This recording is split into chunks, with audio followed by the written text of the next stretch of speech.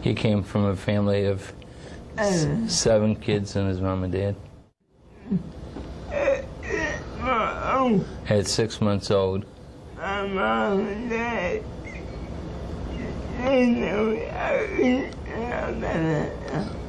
at 6 months old, his mom and dad, they noticed that he wasn't able to sit up by himself. So his mom and dad took him to the doctors. And that's when they diagnosed him with the severe cerebral palsy.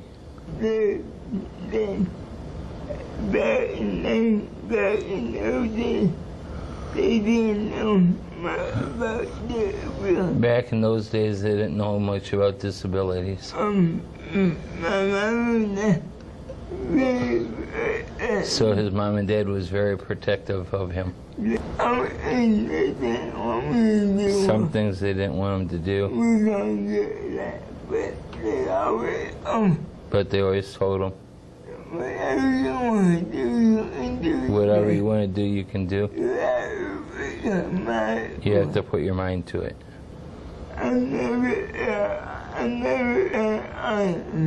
He never felt sorry for himself. He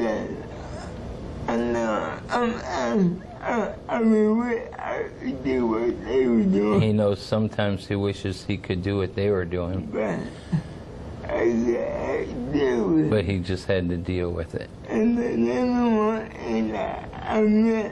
And the number one thing that he missed, most of all, was not going to his prom, like all his brothers and sisters did.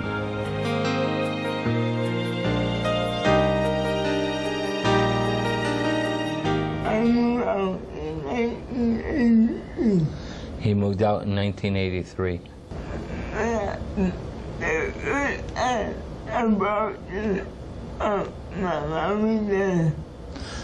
The first time he brought this up to his mom and dad, they had a fit. But he knew he had to do it because they wouldn't be around forever.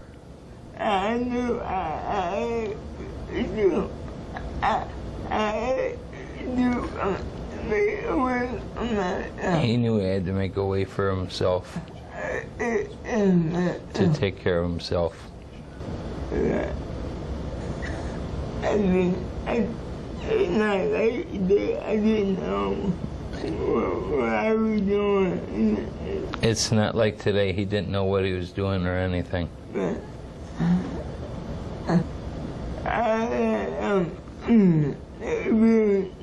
But he had help through the Ability Center. He went through training.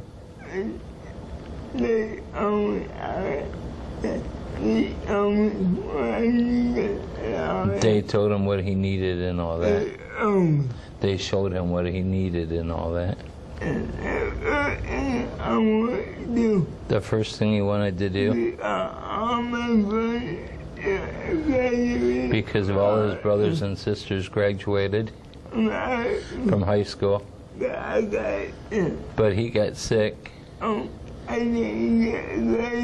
didn't get to graduate from high school. So he made up his mind, no matter how long it took him, he wanted to do this before his mom and dad would pass away. He wanted to get his GED. And yes, he did approve it. And got it.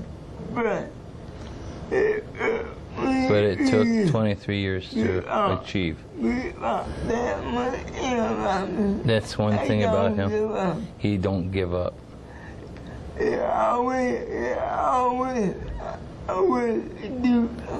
There's always a way to do something.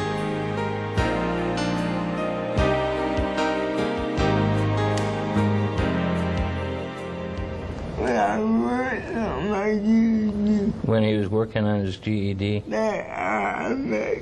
that's how he met me. I went down to try to improve in my reading level because my reading's only a 3rd to 4th grade rating average. So I went down to try to improve in my reading and spelling, and he was going there to get his GED. And he asked the teacher if she would ask me if I wouldn't mind helping him with his personal, problems and everything, personal care. And I said, sure, I would love to help him. And I was on Social Security at the time. And he says, you can work, I can get you through this and everything. So he trained me.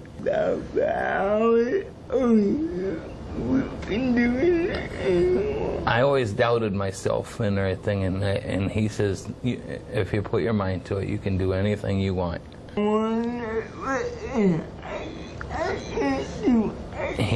He wanted me to quit saying I can't do this and I can't do that, because I was...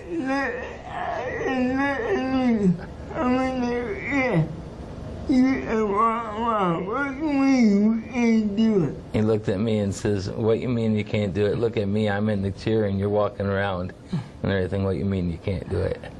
Sorry, it's bringing tears to my eyes. He's done a lot and everything. I used to say I'm a nobody. I used to put myself down all the time, and he just won't let me put myself down. He picks me up, I'm with Dwight usually 24. Right now it is 24 hours a day.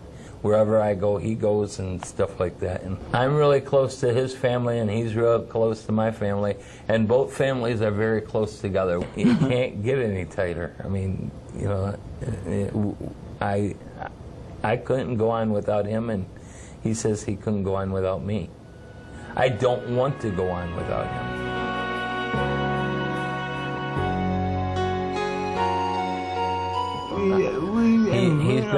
He's been to Vegas how many times? Over 12. He's been to Florida. His family and I and him have been to Florida a couple of times. We've been all over. We've been to the Bahamas. Right, we went to my family out of town and everything, to different places as well. We're always on the go. We go to every one of the Ohio fairs and everything and so forth. We just go whenever we get the urge of going and everything, the urge of going.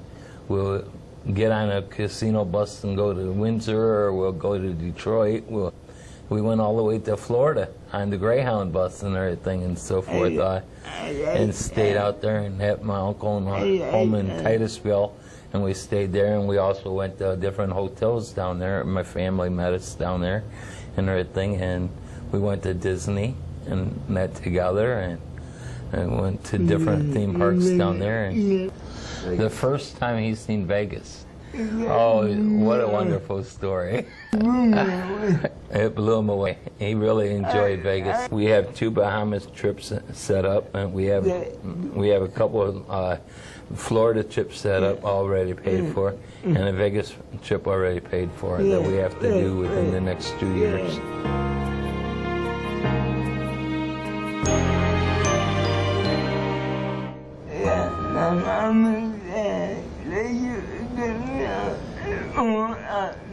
His mom and dad used to get him up at 4 o'clock in the morning, just so he could go to the meetings at 8.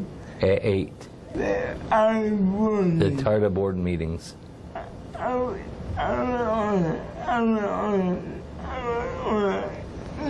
He was on a team with other disabled.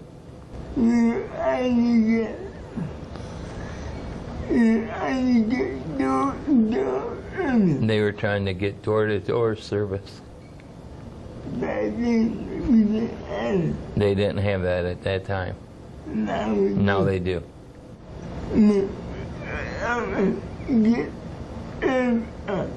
Oh, to help get the city to do the curb cuts, he had his hands into that. You had no curb cuts? When he was going on his own.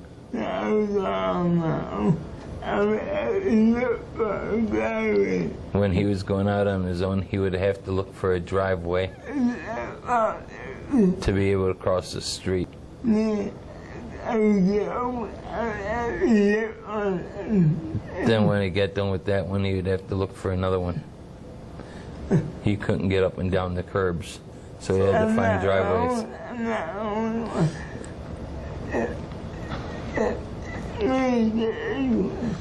He's not the only one. They all need that.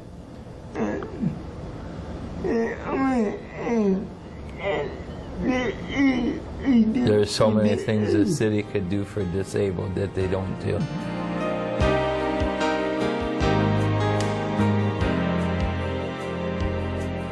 His next goal in his life, no matter how long it might take him,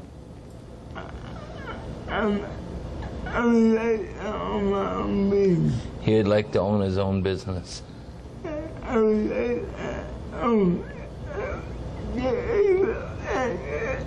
He'd like to own a disabled transportation service so he could get back to the people what they gave him.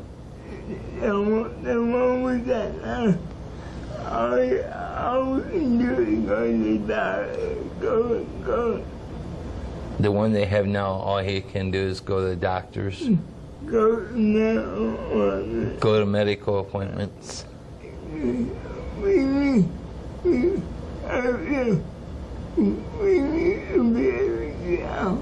He feels they need to get out like they used to and everything, to be able to go out and meet with other disabled and go dancing. And he's trying for a couple years, and then he gets shot down again.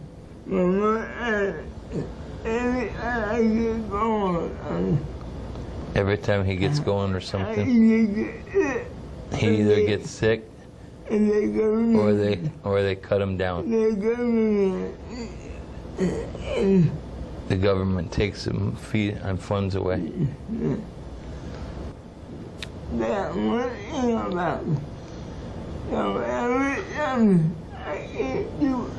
He said that's one thing about him. Don't never tell him that he can't do something.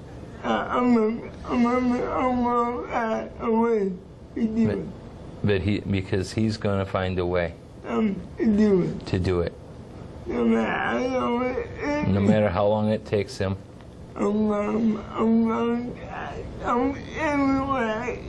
Don't tell him what he can't do. He believes.